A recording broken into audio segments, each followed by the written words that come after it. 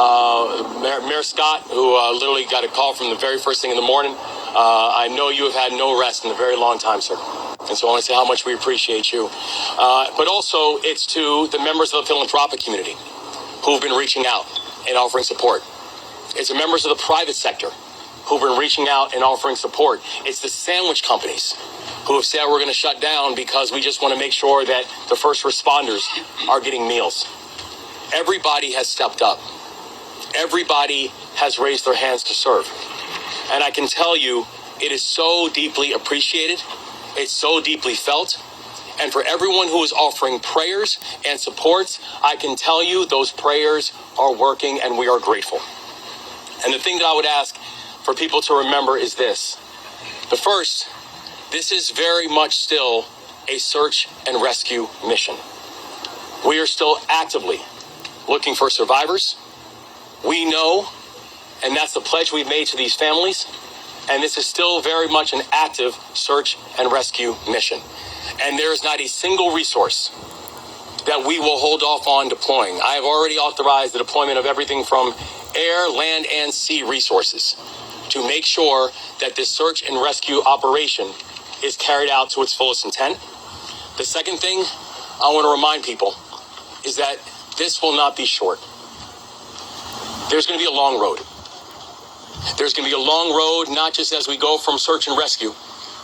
There'll be a long road as we talk about what does the future of this region, the future of the area look like. And we're going to need each and every one of you. We're thankful to have partners like what we have in the Biden-Harris administration. We're thankful for the partners that we have in our federal delegation. We're thankful for the partners we have in our state and local leadership. We're thankful for the partners that we have in the private sector and the philanthropic community. We're thankful for the partners that we have within the Moore-Miller administration. We're thankful for each and every one of you. A month ago, I was working in the bridge doing the same. En la compañía pasa que un tiempo lo tiran a uno de noche y otro tiempo de día. A nosotros ya lo habían cambiado al día y ellos fueron en la noche y ya fueron de noche. He was recently changed to the morning shift, so they rotate. So you might have been there if your shift had been the same. Pudo haber estado ahí. Yo estaba ahí con los demás compañeros también. What was the... I could have been there, like my coworkers. He was He was very emotional, describing, his coworkers, his friends are beneath the bridge in that water there. That the ship was almost 1,000 feet long, about 150 feet wide. This is an investigation, guys, that's going to continue for some time. But perhaps more importantly is the impacts on traffic and what have you. It's going to last. Other organizations like that will likely reach out to the community to help. Tell us, you say you were at work at the Naval Academy, and you wanted to come here. You left your job. Yeah. I was showing the video at 5:30 this morning by a coworker, and when I saw it, my heart sank. Feeling instantly for the workers that we could see that were on the bridge from that first video that came out, and knowing that there was some traffic on the bridge. That SOS signal that went out, the call that went out that got a transit authority to pull the cars out and stop traffic. Just the 60 seconds or so response time by them to slow traffic across the bridge saved hundreds of lives. Just amazing to think what 60 seconds can do. But when I saw that video, I knew that I couldn't be at work in Annapolis today, not when my community has a need like this. And to be down there, I'd be on pins and needles. So just best to be here in the parking lot, this close, and just be ready for the call when the call comes out. So very thankful for my command that allowed me to and supported me coming up here and being here with the community and just being available. Doing some pothole repair work, taking a break at the time at 1:30 when the container ship hit the piling and the bridge collapsed. Relatives of the 6 who are still missing had been here earlier, were brought by state police closer to the scene and are now with them, no longer here at the Royal Farms. But like Greg and others, this is about as close as you can get, and people want to help. There'll be a lot of need for help in the days ahead, Marina, but for now, it's just, watch, wait, and pray, and when the call for help comes, please answer it. Bob, that is the community's... We're searching for upwards of 7 people. They have already removed 2 people from the water.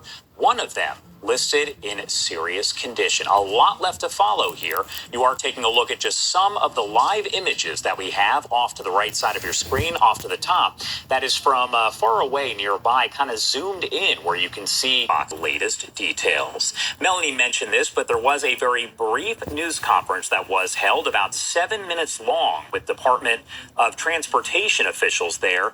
They did provide just the basics of what we know so far and the overall impact. I do want to play that for you here, raw and unfiltered, on Live Now from Fox.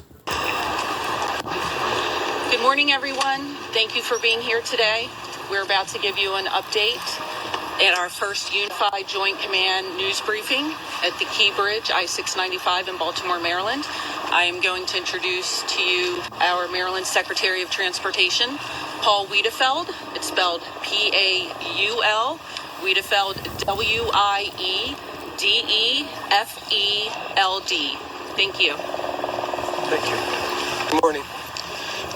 At approximately 1:30 a.m., a cargo ship leaving the Port of Baltimore struck the Francis Scott Key Bridge. This caused a catastrophic collapse of the bridge. First responders from the Maryland Transportation Authority, the Toll Authority, and our federal, state, local partners immediately responded to the scene. At this time, this is an active search and rescue mission. We know there were individuals on the bridge at the time of the collapse working on the bridge, contractors for us.